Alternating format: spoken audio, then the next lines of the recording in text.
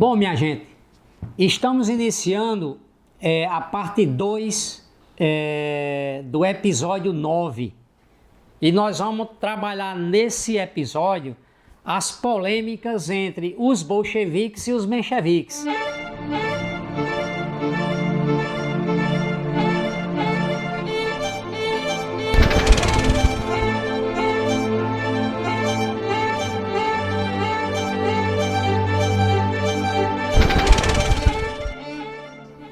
Alguém pode pensar que essas polêmicas de cento e tantos anos atrás, são inútil a gente discutir hoje em dia.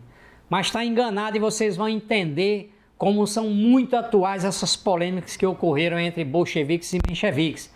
Por isso que eu retomo aqui para explicar para vocês. A primeira coisa que eu queria tocar é que a polêmica ela já começava na forma de como elaborar as táticas, de como preparar a política, certo? Sobre o método, já iniciava aí a polêmica, tá? Por causa do seguinte, os mencheviques, eles pegavam a elaboração de Marx de 50 a 60 anos atrás, de 1850, por exemplo, e transplantavam mecanicamente para a Rússia, certo? Como se fosse tudo igual. Então, dizia, o Marx disse, então ele colocava aqui. Então, por exemplo, eles trouxeram uma teoria, eles montaram uma teoria das etapas da Revolução, certo? Então, quando a Revolução, como a Revolução era burguesa, quem dirigiria a Revolução era a própria burguesia. Se a Revolução fosse proletária ou socialista, quem dirigiria o proletariado. Se a Revolução fosse no tempo para derrubar, as sociedades anteriores, teria uma classe que seria a classe revolucionária. Então era como, o trabalho, você decidia que essa revolução é quê? Então é tal classe que dirige. Como se fosse uma escadinha histórica que ia ocorrendo regularmente na história, né? Então eles tinham uma posição que a Revolução Russa era democrático-burguesa, como todo mundo. Só que daí eles deduziam que a burguesia era quem tinha que dirigir essa revolução. Então o papel do proletariado não era fazer greve, insurreição, levar a revolução até o fim, não. Era pressionar a burguesia para que ela fosse revolucionária, né? E que o centro da atuação devia ser no parlamento, uma ação institucional do movimento operário, né? Que não devia armar o proletariado, não fazer greves gerais, não fazer insurreição, ou seja, teria o papel para os mencheviques, o papel do proletariado era apoiar a burguesia, certo? A fazer sua revolução. O Lenin ele dizia o seguinte, de que existiam novos elementos, como nós vimos no episódio anterior, novos elementos na realidade do país, certo? E que a burguesia, ela não queria fazer a revolução. Ela já era uma classe contra-revolucionária. Então, não, ela estava querendo seguir o exemplo da Alemanha de 1850 e não fazer a revolução. Ela queria uma monarquia constitucional. Então, não tem como o trabalho do proletariado era pressionar a burguesia a não fazer sua revolução, quando ela não queria nada com o proletariado, ela queria um acordo com a autocracia, né?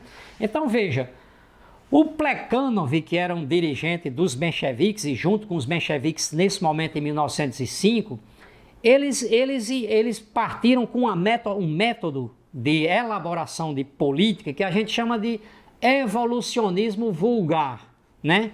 É como a história fosse uma escadinha pré-determinada que tinha primeiro você tinha comunismo primitivo, né, o comunismo originário, depois você tinha o escravismo, depois você tinha o feudalismo, depois você tinha o capitalismo, depois tem o socialismo. Quer dizer, a história é como se fosse esses degraus que vai se subindo na história paulatinamente determinada assim, nessa escadinha histórica evolucionista. E aí eles tinham a visão de que é como se fosse uma lei universal, de cada revolução dessa e você... É como se fosse um automático, né, na história. Você ligava automático e o piloto automático da história vai andando nessas escadinhas. Então, cada classe dirigiria a sua revolução numa repetição secular e ahistórica. Esse era, digamos, a visão de Plekhanov e o método de Plekhanov e dos mencheviques. Só que isso aí não tinha nada a ver com a realidade, certo? Esse esquema histórico não tem nada a ver com a realidade. Nós já vimos no episódio anterior que até na Revolução Francesa não teve essa situação em que a burguesia francesa cumpriu um papel revolucionário. Teve que a pequena burguesia com as massas, os sans-culottes, né, levar a revolução até o fim. Nós vimos que, por exemplo, no Haiti, toda essa burguesia foi contra-revolucionária e quem substituiu a burguesia na direção da revolução foram os negros revolucionários, os escravizados da África revolucionários, que fizeram a revolução em a primeira República Negra. Então veja, a história, só para ter um exemplo aí mais claro ainda, nós aqui na América, nós saltamos, digamos, de um comunismo originário do tempo dos indígenas para um capitalismo mercantil. Quer dizer, um salto de 5.000 anos foi dado com a invasão europeia na América. Então, essa escadinha histórica que Plekhanov e os mencheviques montaram não tem nada a ver com o marxismo, não tem nada a ver com o método, a dialética materialista do Marx e do Engels, né? Então, veja, esses esquemas históricos deterministas que imaginam a história como uma repetição secular, isso é uma caricatura do marxismo. Depois nós vamos ver muito isso com o stalinismo. O stalinismo vai pegar do menchevismo não só sua política, como esse método, essa caricatura do marxismo.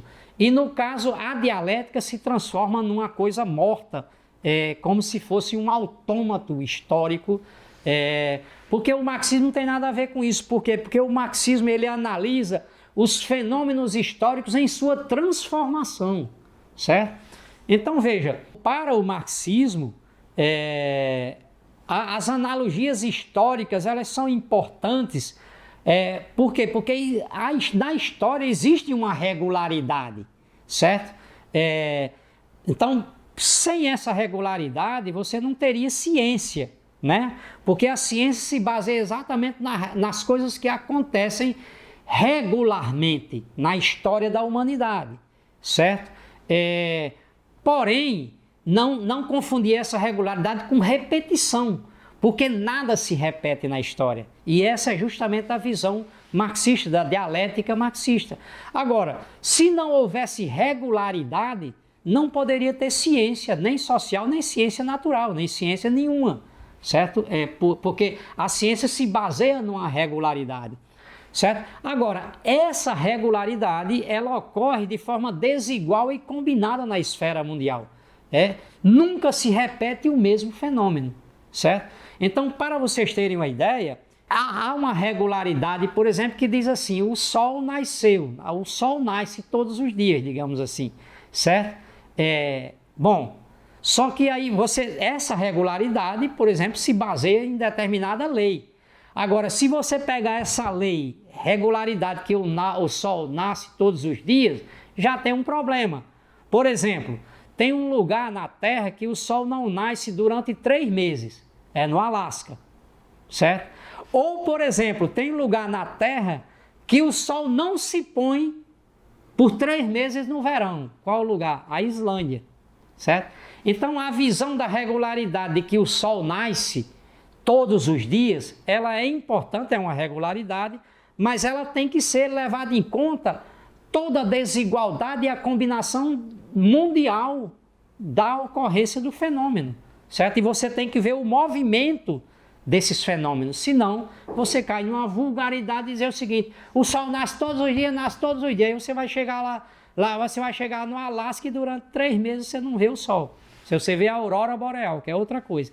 Bom, mas então veja, agora, as analogias históricas elas são importantes, mas elas servem como um referencial. Você tem que analisar, dizer a Revolução Francesa foi assim, a Rússia foi assim, mas teve diferença tal, que levou a isso e aquilo outro. Só como referência é importante. Não para dizer que é uma repetição, certo? Por isso que o Lenin era um dialético, digamos, natural, certo? Um materialista dialético feroz. O Lenin, ele gostava de citar uma frase do Goethe, um alemão, que dizia o seguinte, abre aspas, ele dizia assim, a teoria é cinza, verde é a árvore da vida, certo? Então, com isso, o Lenin está querendo dizer que a vida, ela transforma as coisas, certo? E ela nunca se repete, certo? Então, veja, ele dizia isso, Lenin, não porque ele desse pouca importância à teoria, certo? Mas porque Lenin entendia o marxismo como uma ciência, que é apoiada na dialética materialista, né? A máxima da dialética materialista é o seguinte, a verdade é sempre concreta, certo? Essa é a máxima da dialética materialista, quer dizer, você tem que analisar o fenômeno da realidade concreto, certo? Porém, dessa máxima você não pode deduzir que o seguinte, que você, na análise de uma política num país determinado, que você vai analisar cada caso é um caso. Então você pegou um fato no Brasil, então é esse fato no Brasil e é só esse fato separado do mundo e da história. Não é assim, certo? A verdade é sempre concreta, é verdade. Isso é uma máxima da dialética.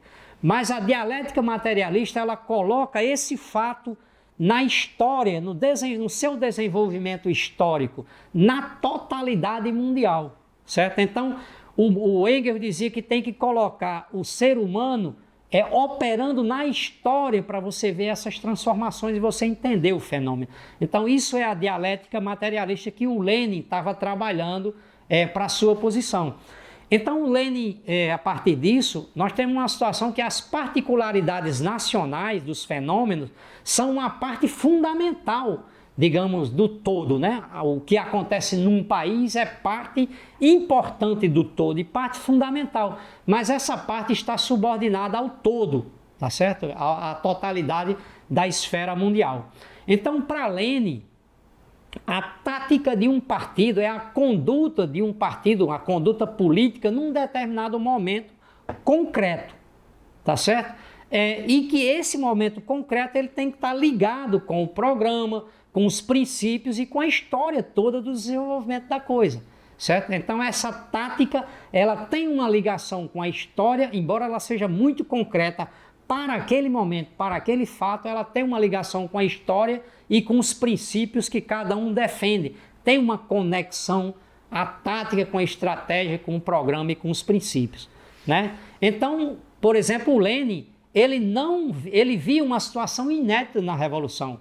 Por exemplo, o papel do campesinato na Revolução Russa era diferente e Lenin se recusou a defender aquela visão marxista que tinha que o campesinato era uma força reacionária. Por quê? Porque na França, os camponeses, ao adquirirem terra com a Revolução, se tornaram uma força reacionária. Mas na Rússia, o Lenin dizia, não, aqui, na luta pela terra e pela liberdade, o campesinato vai cumprir um papel revolucionário. Então o Lenin estudava a realidade concreta, fazia analogia com a Europa, mas não copiava o que estava ocorrendo na Europa, certo? Então o menchevismo, que era que ele fazia? Pegava o que o Marx escreveu, uma citação, e dizia o que o Marx dizia, e queria enfiar a realidade russa de 1905 na realidade francesa de 1789. Não tinha como. Essa metodologia não tem nada a ver com o marxismo, né? Então, essa já era a diferença inicial entre eles. Agora, o Lenin era um polemista nato, mas o Lenin não fazia a polêmica pela polêmica, certo? Ele não queria vencer a polêmica. Na verdade, ele queria fazer a polêmica para armar a militância do seu partido, o proletariado, para a luta diária, para entender o que estava ocorrendo. E depois ele dizia, a vida que demonstra a justeza de uma posição ou outra. Não, a vida é que vai dizer, vai resolver, digamos, as nossas polêmicas, né? Que ele dizia com... Então, veja, o Lenin dizia na Revolução de 5 o seguinte: a tática na revolução, numa situação revolucionária, tem que apontar para um governo, para um poder, que você tem que defender um tipo de poder, uma revolução, uma insurreição e um governo determinado, oposto àquele que você vai derrubar, certo? Então, se não for assim, essa não é uma tática correta numa revolução. Bom, eu digo essa introdução, agora nós vamos entrar, digamos, aqui já entrou o que era a diferença fundamental de um para o outro. Agora, a grande polêmica era sobre o caráter da Revolução, certo? Da Revolução de 1905.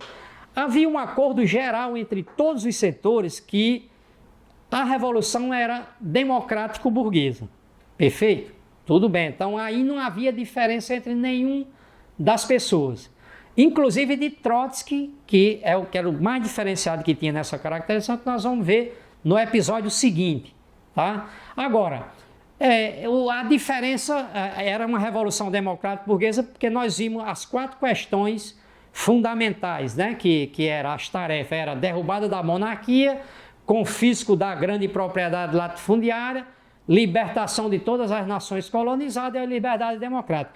Essas 4 tarefas são tarefas de uma revolução democrática burguesa. Perfeito? Na história da humanidade é assim. Por isso que todos diziam que era uma revolução democrática burguesa. Porém, a saída de uma revolução dessa poderia ser para a francesa, como eu coloquei anteriormente, ou para a saída prussiana, certo? Então, os bolcheviques lutavam pela saída francesa e os mencheviques, ao apoiar a burguesia, levavam para a saída prussiana, que era introduzir o capitalismo a partir de reformas e manter uma monarquia constitucional, certo? Então, o Lenin, ele dizia que a Revolução Democrática Burguesa era uma Revolução Democrática Burguesa, mas diferente, atípica, com novos elementos, certo? Então, era uma Revolução Democrática Burguesa pelo seu caráter e pelos seus objetivos, porém proletária por seus protagonistas e métodos de luta. Isso já era uma Revolução Democrática Burguesa em transição para uma revolução proletária, tá certo? E tinha os 4 elementos novos, que eu falei, desenvolvi eles no episódio anterior, e só repito rapidamente. O primeiro, 4 elementos novos nessa revolução. A burguesia russa não estava a favor da revolução. B, o proletariado, com os operários na cabeça, era quem estava lutando pelas liberdades. Terceiro, o campesinato cumpria um papel que era 80% da população, cumpria um papel revolucionário. E a 4ª questão é que a Rússia era um país imperialista por um lado e era um país semicolonial pelo outro, certo?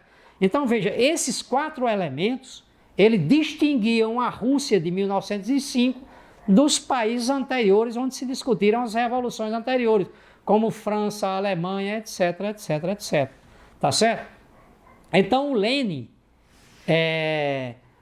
resumia dizendo então o seguinte, de que sim, a revolução é uma revolução burguesa, certo? Todo mundo dizia isso. Mas aí os mencheviques, continua Lenin dizendo, os mencheviques eles deduziam disso que o proletariado só tem que fazer o que a burguesia aceita, né? Que deve seguir uma política de conciliação com a burguesia. E isso não tem nada a ver com a visão marxista, certo? O Lenin dizendo, certo? Que isso aí é uma teoria liberal burguesa que os mencheviques estavam assumindo, certo? Porque a burguesia ela queria mudar o Estado de forma reformista.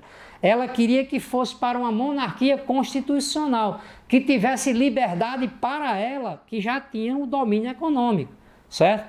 E enquanto que o Lenin dizia, não, o proletariado, o objetivo seu é levar a revolução democrática burguesa até o fim. Era garantir, por exemplo, terra para os camponeses, garantir a autodeterminação das nações oprimidas, né, que eram dezenas de nações oprimidas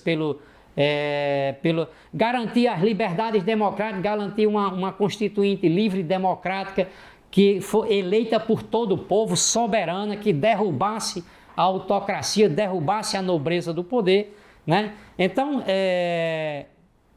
eles queriam que uma revolução, de fato, que fosse levada até o fim. E isso só era possível com o proletariado assumindo o comando da revolução, certo?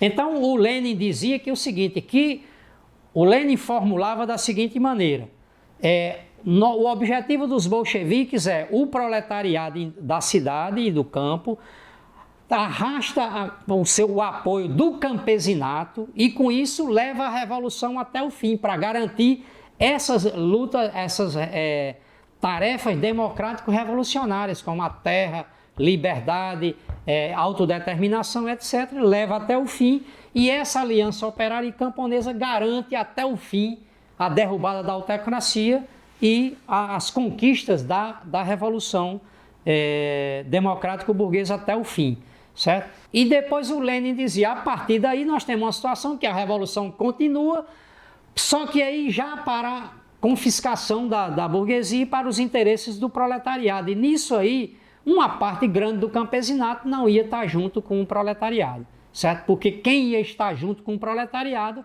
eram os camponeses pobres, o semi-proletariado, os pobres da cidade e do campo, que se juntar com os operários para uma revolução proletária, para uma revolução socialista.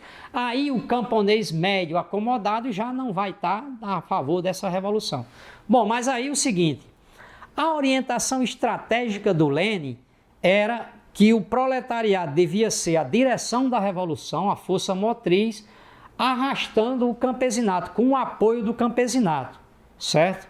Bom, os mencheviques defendiam que a revolução devia cumprir apenas as tarefas da burguesia, que o proletariado não devia assumir o comando da revolução, não devia levar até o fundo, fazer greves gerais, insurreição, etc., e que devia ter um papel institucional, ou seja, a partir do parlamento, das dumas, dos hemístros, etc., para ir empurrando a burguesia para a esquerda, pressionando a burguesia para que ela se tornasse revolucionária, certo? E Lenin dizia, não, a revolução ter esse caráter democrático burguês não obriga o proletariado a seguir a burguesia, porque a burguesia não quer mais fazer sua revolução, né? O Lenin dizia, a única forma dessa revolução democrática cumprir com suas tarefas fundamentais é se o proletariado assume o comando dessa revolução com os seus métodos de luta insurrecionais, certo? E faz um governo operário e camponês que vai levar até o fim essa revolução, certo? E esse campesinato sob a direção do proletariado, certo? Com greves gerais, com insurreição, com barricada e com enfrentamento armado, né? Então, o Lenin via que a independência de classe do proletariado é que permitiria levar até o fim a revolução e dar uma dinâmica a essa revolução de ininterrupta, que ela começaria resolvendo essas tarefas democrático-burguesas, democrático-revolucionárias, e ia avançando na medida das possibilidades para a Revolução Socialista. E que esse movimento era produto de uma aliança operária e arrastando os camponeses para a Revolução, que estes queriam terra e liberdade, né? Por que era importante definir o caráter da Revolução como democrática? Às vezes as pessoas não entendem, não, e por que não ia colocar logo a questão socialista e o objetivo socialista?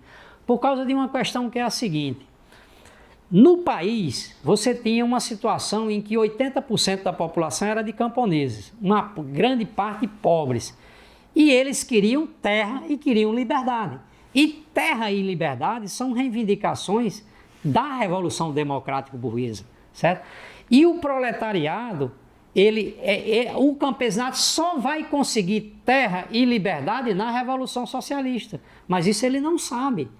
Ele tem que aprender pela sua própria experiência que para ele ter terra, ele tinha que fazer uma revolução operária junto com os operários, uma revolução socialista. Então, nesse momento, para movimentar 80% da população numa situação revolucionária e movimentar todos os povos dominados pelo que queriam sua autodeterminação nacional, que era uma tarefa democrática, certo? Para movimentar toda essa população em direção a uma revolução, o proletariado das cidades tinha que acaudilhar, tinha que arrastar esses setores para a revolução. E a única forma de arrastar esse setor para a revolução é defendendo a fundo terra, liberdade, autodeterminação e a derrubada da autocracia de forma revolucionária. E, inclusive, a ocupação de terra dos latifúndios, que agora era da própria burguesia. Certo? Então, o bolchevismo, o Lenin, ele dizia o seguinte: nós temos que nos colocar à frente dessa revolução para levar ela até o fim e, a partir daí, dar uma dinâmica ininterrupta a essa revolução. Certo? De acordo com as possibilidades e com uma nova correlação de forças que ia juntar outros setores que não todo o campesinato, porque nesse momento você podia juntar todo o campesinato, né, e você podia juntar os povos dominados pelo imperialismo, pelo império czarista. Né? Então veja, essa visão era que o Lenin tinha e que ele colocou em movimento para conseguir a terra, certo? Mas conseguir a terra e a autodeterminação de forma revolucionária, não de forma reformista. Para conseguir de forma revolucionária, tinha que enfrentar a burguesia. E era nisso que o Lenin apostava, a independência de classe do proletariado perante a burguesia para arrastar o campesinato, para conseguir a terra de forma revolucionária, conseguir a autodeterminação de forma revolucionária, porque isso já ia levar à revolução quase já na entrada da Revolução Socialista, né? Que aí nós explicaremos com bem detalhe essa. Então veja, o Lenin ele trabalhava com um sistema de palavras, de ordem, de propostas que levava a arrastar esse setor democrático ou até pequeno burguês da sociedade, certo? Junto com o proletariado, que é o ponto que ele queria arrastar esse pessoal para a insurreição, para um governo revolucionário, operário e camponês. E a única forma disso era trabalhar com as propostas centrais democrático-revolucionárias. Quais eram esses 6 pontos que o Lenin trabalhava como eixo fundamental no processo revolucionário? O primeiro era a convocação de uma Assembleia Constituinte eleita por todo o povo. Certo? Essa era a primeira questão. É um parlamento que ia definir que tipo de país ia ser, com eleição direta e livre de todos os setores da população que ia eleger essa Assembleia Constituinte. A segunda questão era o armamento de todo o povo, porque sem armamento o povo não garante nada. A terceira questão era a derrubada da autocracia, portanto esse império milenar, certo? A quarta questão era a autodeterminação das nações oprimidas pelo czarismo, que eram dezenas e dezenas de nações. A quinta questão era a jornada de 8 horas para os trabalhadores, que aí trabalhava 13 horas, né? E a sexta questão era o confisco da terra dos latifundiários, no caso a reforma agrária. Esses 6 pontos, que são consignas, palavras de ordem democrático-revolucionárias, era que o Lenin colocava na luta, que o partido bolchevique agitava e propagava, para arrastar o campesinato e esses povos colonizados para o processo revolucionário. Bom, então por isso que era importante caracterizar que era uma revolução democrática, porque você arrancava das propostas que mobilizavam 80% a 90% da população da Rússia nesse período. E podia mobilizar de forma revolucionária. Por quê? Porque a burguesia estava para um lado que era um lado de não dar terra, não dar determinação, porque ela preferia ter uma monarquia constitucional junto com o czar e manter o czar. Ao manter o czar e manter a monarquia no poder, não tinha como garantir nenhuma dessas 6 questões, nem muito menos liberdade para o povo, tá certo? Então veja, é muito importante isso então, porque o Lenin passou a movimentar todo o campesinato em base a esse objetivo e inclusive a movimentar 2 milhões de famílias rurais que eram camponeses acomodados, que eram uma pequena burguesia, não era o grande latifundiário, mas eram, produtores rurais já que tinham uma média propriedade. E esse setor dava para conseguir arrastar para garantir terra, para garantia de uma reforma agrária, digamos que favorecesse o campesinato em geral, certo? Então veja, Sem essa aliança, sem essa possibilidade de arrancar e juntar todos esses setores, era impossível que uma revolução democrática fosse vitoriosa, né? E era impossível também, inclusive, que o Lênin começasse já a adentrar no que eram as tarefas da Revolução Socialista. Por quê? Porque ao movimentar o campesinato por terra, certo? Ele ia adentrar, porque o campesinato só ia conseguir essa terra a partir da própria Revolução Socialista, certo? E o Lênin sabia que a partir de que quando fosse adentrar na propriedade para expropriar toda a propriedade, inclusive a propriedade industrial, inclusive toda a propriedade no campo, aí uma parte do campesinato grande não ia estar a favor. E o Lênin sabia que quem ia estar junto com ele nessa nova revolução eram os semiproletariados, os camponeses pobres, tá? Então veja, por isso que era muito importante definir o caráter da revolução. Agora, que classes deveria dirigir a revolução? Aí aqui entrava uma diferenciação muito grande entre Lênin e, no caso, os mencheviques, né? Porque toda a diferença se resumiu no seguinte: o Lênin e os bolcheviques, e também Trotsky e os polacos, Rosa Luxemburgo, etc., eles defendiam o seguinte, de que o proletariado seria o dirigente da Revolução Democrático-Burguesa, certo? E os mencheviques diziam o seguinte, de que o proletariado seria o motor cujo objetivo central era apoiar a burguesia. Nisso se resumiu a diferença fundamental da Revolução. Ou o proletariado era o dirigente da Revolução, ou era um motorzinho para apoiar a burguesia. Essa era a diferença fundamental entre os dois setores. E depois vocês vão ver que essas posições permanecem até o dia de hoje nos processos revolucionários que ocorrem, certo? O Lênin dizia o seguinte, abre aspas, Lênin dizia: não se pode fugir de um fato fundamental e indubitável que consiste que a maioria do Partido Operário Social Democrata russo, incluído os polacos e os bolcheviques, defendem firmemente: 1. O reconhecimento do papel dirigente do proletariado, seu papel de guia da revolução. 2. O reconhecimento de que o objetivo da luta é a conquista do poder pelo proletariado com a ajuda de outras classes revolucionárias. 3. Que entre essas outras classes revolucionárias, esses ajudantes, o primeiro e talvez o único é o campesinato. Fecha aspas. Essa é a apreciação de Lênin do processo de como deve se desenrolar a aliança de classes no processo revolucionário em 1905.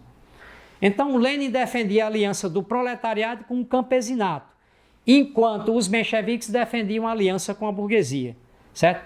Então, veja, os bolcheviques não defendiam um bloco político com todas as forças anti-czaristas, anti-monárquicas, tá? Isso, para Lênin, era a conciliação de classes, que era a tática central dos mencheviques, tá? Então, Lênin dizia: nenhum bloco político, todos juntos contra o czar, certo? Porque, segundo Lênin, isso era enganar o proletariado e levar à derrota da revolução, certo? Porque a burguesia não queria a sua própria revolução. Então, os bolcheviques apostavam na agitação, na propaganda da insurreição, da greve geral, certo? Dos levantamentos camponeses e da sublevação das tropas, né? Enquanto que os mencheviques chamavam a centrar sua atuação na institucionalidade burguesa, no parlamento que estava surgindo, nas votações para a Duma, etc, etc. Forçando a burguesia lá dentro a ter uma posição mais para a esquerda, empurrando a burguesia para a esquerda. Essa era a tática menchevique, certo? Então, bom, então fica claro então a primeira diferenciação fundamental. Então o Lênin, ele defendia a aliança operária e camponesa na Revolução, certo? E essa era a diferença fundamental também entre bolcheviques e mencheviques, porque, sobre a questão do campesinato. Porque os mencheviques diziam que o campesinato era uma força reacionária, como classe social. Porque ele pegava a leitura do camponês francês, que adquiriu terra com a reforma agrária, e dizia: camponês é reacionário, não vai estar na revolução, portanto não é aliado da revolução. Os mencheviques diziam isso. Pegava tal qual a situação da França, copiava para cá. Certo? O Lenin dizia: não senhor, aqui não vai acontecer assim. Porque aqui na Rússia, o camponês nem tem terra, nem tem liberdade. Coisas que alcançaram na França de 1789. Então aqui o camponês vai arrancar a cabeça do latifundiário para ter terra e ter liberdade. Certo? E aí foi a ideia genial do Lenin, que foi dizendo: aqui o trabalho nosso é de aliar o proletariado da cidade, dirigido pelo proletariado industrial, arrastando o campesinato para garantir terra e liberdade. Certo? Os 6 pontos que estavam colocados, que eu mencionei anteriormente. Certo? Então, veja, essa é uma diferenciação importante. O Kautsky, que era digamos, o mago do marxismo nesse período na Europa, era o capo, o cara mais, o teórico fundamental. O Kautsky dizia que os marxistas tinham que ficar neutros na luta entre os camponeses e os latifundiários. Porque ele pegava a leitura da França e dizia: o proletariado não tem que se meter nessa briga entre proprietários, entre o latifundiário e o pequeno produtor camponês, porque isso é uma briga entre proprietários. Uma visão equivocada da luta. E o Lenin entendeu muito bem que a revolução na Rússia ou teria o apoio do campesinato, vindo para lutar junto com o proletário, ou então não tinha revolução, a revolução ia ser derrotada. Certo? E o Lenin tinha certeza de que o proletariado podia cumprir esse papel revolucionário. Então a revolução, o Lenin dizia: a revolução é democrático-burguesa não só pelas tarefas que tem que cumprir, essas 4 que eu falei anteriormente, mas também porque os camponeses, que segundo Lenin, é uma classe pequeno-burguesa, certo? E, portanto, é uma força da revolução democrático-burguesa. Porque ser pequeno-burguesa é pequena, mas é burguesa, ou seja, o camponês ele pode cumprir um papel revolucionário enquanto ele está lutando por sua propriedade. E nisso ele pode cumprir um papel revolucionário. Nisso ele pode incendiar o mundo. Mas ele não, quando o momento em que ele tem a terra, ele deixa de cumprir esse papel revolucionário e passa a cumprir um papel reacionário.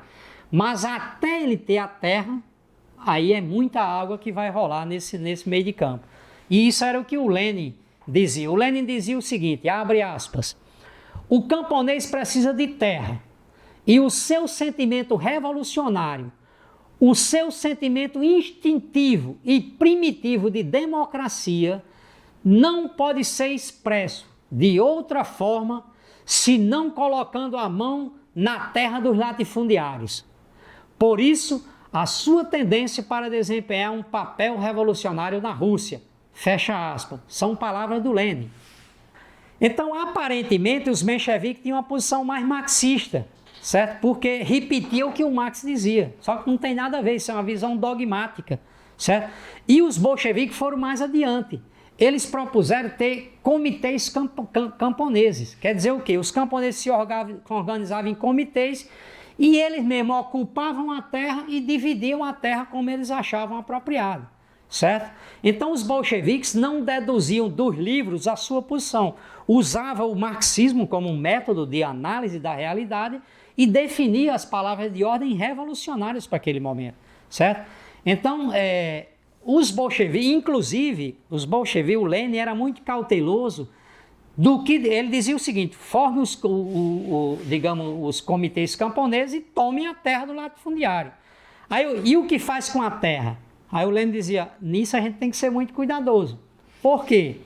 Porque quando toma a terra, você pode ter 2 atitudes. Uma é a nacionalização da terra, ou seja, toda a terra do país passa a ser do Estado e é entregue em usufruto, os lotes, as parcelas ao campesinato, que é a reforma agrária, certo?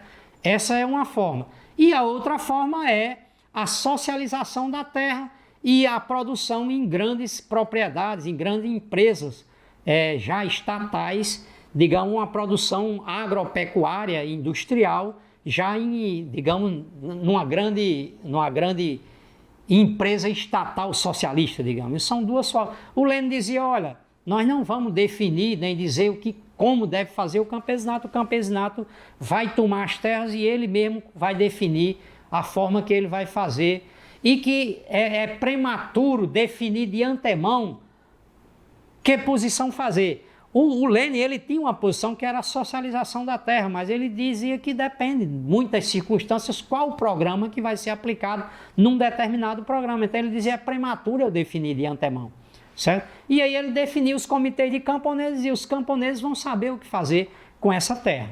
Bom, então o Lênin defendia uma aliança entre o proletariado da cidade com os camponeses para levar até o fim a Revolução Democrática Burguesa, tá certo? Bom, aí tinha surgiu duas táticas. Uma que era a do Lênin e dos bolcheviques, que era insurreição para derrubar, armada, para derrubar a autocracia, ou seja, uma revolução armada, violenta, para derrubar a monarquia secular, ou a política dos mencheviques, que era pressão sobre a burguesia para empurrar para que ela seja revolucionária, para que ela venha à esquerda. Essas duas táticas na Revolução de 1905.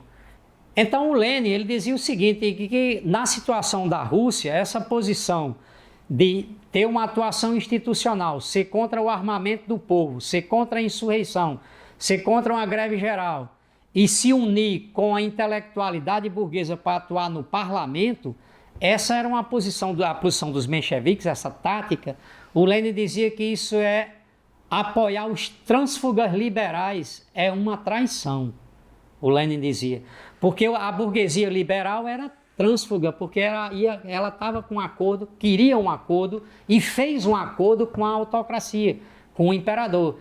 E aí o menchevismo, ao apoiar esses trânsfugas liberais, era uma traição à revolução, certo?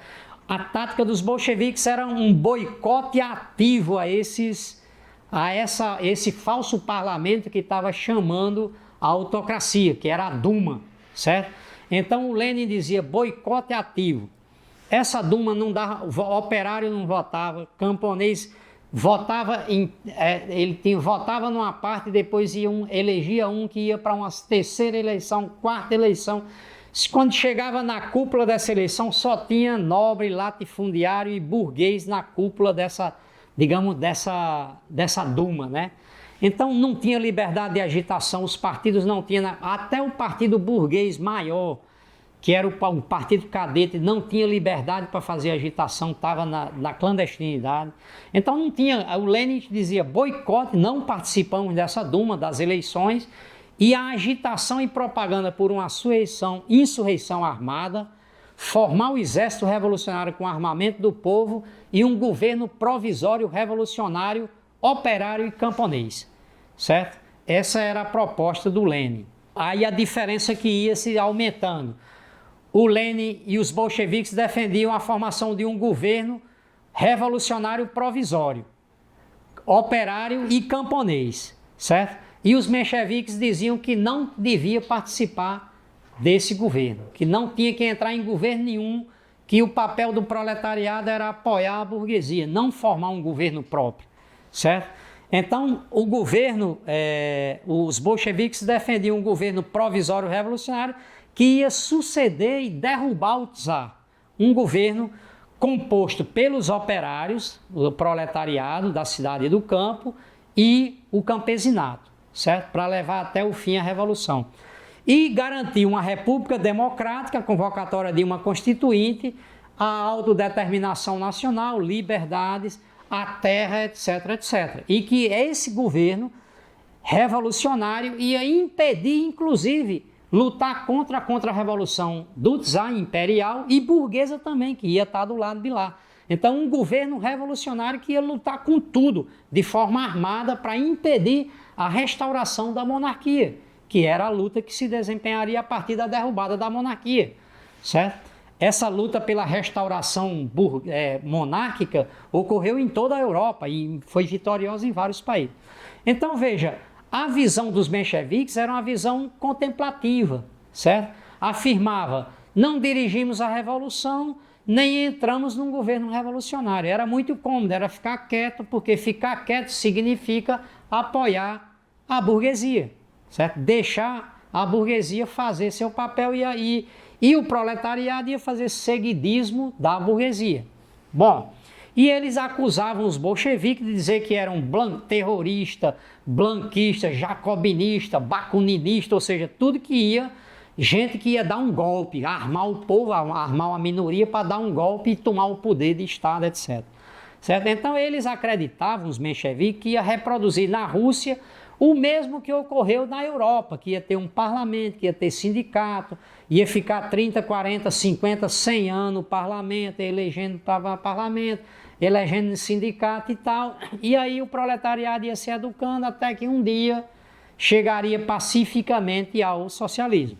Então os mencheviques acusavam os bolcheviques de que estavam sendo reformistas, ou seja, que estava seguindo um traidor da França, um marxista francês chamado Millerand, que entrou num governo burguês lá da França. E aí ele dizia, o marxismo não pode entrar num governo burguês, porque que é o que o Millerand fazia na França.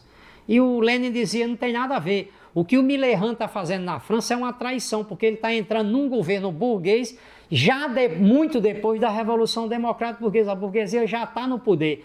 E ele entrou num governo burguês para atacar os trabalhadores. E aqui é o oposto, aqui não existe essa situação, aqui é mais parecido com o que seria o dirigente da Comuna, o Varlin, que era um marxista, que entrou na Comuna de Paris, entrou para ser parte do governo da Comuna de Paris, e estava correto de entrar no governo. Então o Lenin retrucava dizendo isso, né? Então veja, a segunda grande polêmica é, forma um governo revolucionário, operário e camponês, para derrubar a autocracia e levar até o fim e lutar contra a contra-revolução ou não, certo? E o Lenin dizia que eu vou fazer uma revolução para não formar um governo, certo? Então essa já era a primeira polêmica. Como é que eu vou enfrentar os inimigos se eu não tenho um governo que organiza o poder e a luta revolucionária? Bom, a outra questão de diferença era o tema da ditadura democrática revolucionária do proletariado e do campesinato. Essa era uma proposta que o Lenin tinha. O Lenin tinha uma visão de que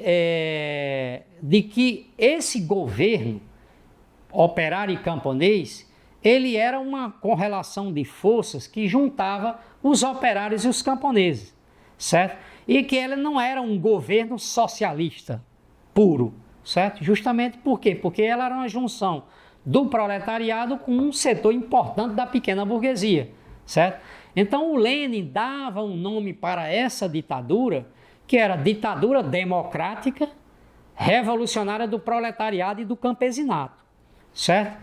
Mas isso não era uma palavra de ordem, porque a palavra de ordem era o governo operário e camponês, o governo provisório revolucionário. Isso aí era uma visão de Lenin de correlação, de união de classes, que seria a base desse governo, certo?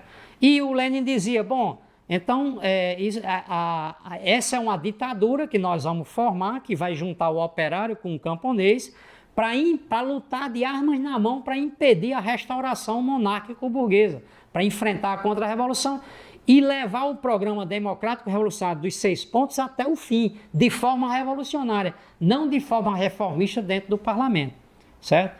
Então, o Lenin via essa situação como uma situação, essa ditadura democrática, revolucionária do proletariado e do campesinato, como uma situação muito instável, como uma, digamos, transitória, de crises profundas, e que abriria uma situação, digamos, um intervalo muito curto, ou que se consolidaria como uma ditadura burguesa, com a acomodação da pequena burguesia, do campesinato, ou seria vitoriosa avançando para as medidas socialistas, para tomar a terra e assim, a garantir a autodeterminação nacional e todo o restante, digamos, do programa socialista, que entraria a partir daí, certo? Então, o Lenin via essa ditadura como uma coisa, uma situação, uma relação de classes muito curta e, digamos, transitória, rápida, né? Para um lado ou para outro, né? E os mencheviques, ao contrário, eles propunham que fizessem umas comunas revolucionárias nas cidades, certo? Que ninguém sabia o que era, como ia fazer, e estava a serviço da sua linha de apoiar a burguesia. Então, veja, por que era importante? Eu já expliquei por que era importante dizer por que era uma revolução democrático-burguesa, né? Por que era importante definir. Agora eu queria tocar por que era importante levar em conta os novos elementos dessa revolução democrática, aqueles 4 pontos que eu falei. Porque era muito importante porque é o seguinte, o Lenin, ele tinha uma visão de que o proletariado devia ser o dirigente dessa revolução, trabalhando esses 4 pontos democrático-revolucionários para levar até o fim de forma revolucionária, mas o Lenin dizia o seguinte, sempre e em todo momento, o proletariado tem que colocar o seu objetivo final socialista, independentemente da importância que tem esses pontos democrático-revolucionários, o Lenin dizia que sempre a gente tem que ter presente que o nosso objetivo é a Revolução Socialista. Portanto, esses 6 pontos democrático-revolucionários têm que ser alavancas, não passam de alavancas da Revolução Socialista. Essa era a mecânica que o Lenin trabalhava com essa proposta das revoluções, né? Então veja, que não só o Lenin e o Trotsky também trabalhavam, e no outro episódio seguinte eu vou mostrar as diferenças e os acordos de Lenin sobre essa dinâmica, né? Então veja, o Lenin tinha então a visão de que no decorrer da luta, esses 6 pontos se converteriam em uma dinâmica revolucionária que permitiriam a instauração de um governo operário e camponês. E essas consignas eram essas palavras de ordem, esses 6 pontos, eram pontos de transição já para movimentar o campesinato pobre, para se unir com o proletariado, para ir em direção à Revolução Socialista, da Revolução Democrática Burguesa em transição a uma Revolução Socialista. Essa era mais ou menos o desenvolvimento do pensamento do Lenin, que também era do Trotsky nesse momento, tá? Então veja, para o Lenin, no decorrer do processo revolucionário, esses 6 pontos transitórios avançariam para reivindicações de confisco da grande propriedade, certo? E também para o Lenin, elas iam cumprir, ao movimentar 80% da população, cumprir um papel de separação dos setores pobres, dos setores ricos e da pequena burguesia, quer dizer, ia produzir uma separação entre os pobres e os ricos dentro da pequena burguesia, dentro do próprio campesinato, certo? E separando o que é o semi-proletariado, o campesinato pobre, da pequena burguesia acomodada, tá certo? Esse também era o objetivo do Lenin. Então o Lenin, ele dizia o seguinte, o proletariado, sem passar por essas fases da luta pela democracia e pela república, e, portanto, se afiançando, se tornando dirigente de todo o povo de forma inconteste, se ele não fizesse isso, ele não teria como marchar para o socialismo com a oposição de 80% da população. Esse era o raciocínio do Lenin. E um raciocínio correto que levou à vitória da Revolução. Não essa agora, porque essa foi derrotada, certo? Mas a Revolução que teve em 17, ela foi vitoriosa também devido a essa visão do Lenin. Então o Lenin, ele sempre colocou esse programa máximo em conexão com o programa mínimo, sem separar com a muralha chinesa esse negócio. E ele colocou essas 6 palavras de ordem que elas eram de transição, porque nesse tempo não se conhecia essa consignas de transição como a gente conheceu depois, como o Trotsky foi fazer o programa de transição. Isso não se conhecia, mas o Lenin já tinha uma visão dessas palavras de ordem que saem da democracia e vão em direção ao socialismo, certo? Então, todos esses pontos, esses 6 pontos, eles eram transitórios, né? E buscavam levar as massas para a revolução. E também o Lenin tinha uma visão muito importante que via a própria Revolução Russa democrática como uma revolução transitória, transitória em direção à Revolução Europeia e Mundial, porque ele via a Revolução Russa como uma revolução, como o estupim da Revolução Europeia. Desse ponto de vista, os russos, sua revolução ia incendiar a Europa e esse incêndio europeu viria em ajuda da Rússia atrasada. Quer dizer, o Lenin já tinha uma visão dessa revolução como uma revolução continental e mundial. Também que era uma visão do Trotsky, que nós vamos ver no próximo episódio, os acordos e diferenças de Lenin e Trotsky nesse mesmo período da Revolução de 1905. Então ele diz, Lenin, abre aspas, pois bem, uma tal vitória permitirá que a gente se eleve ao chegar à Europa.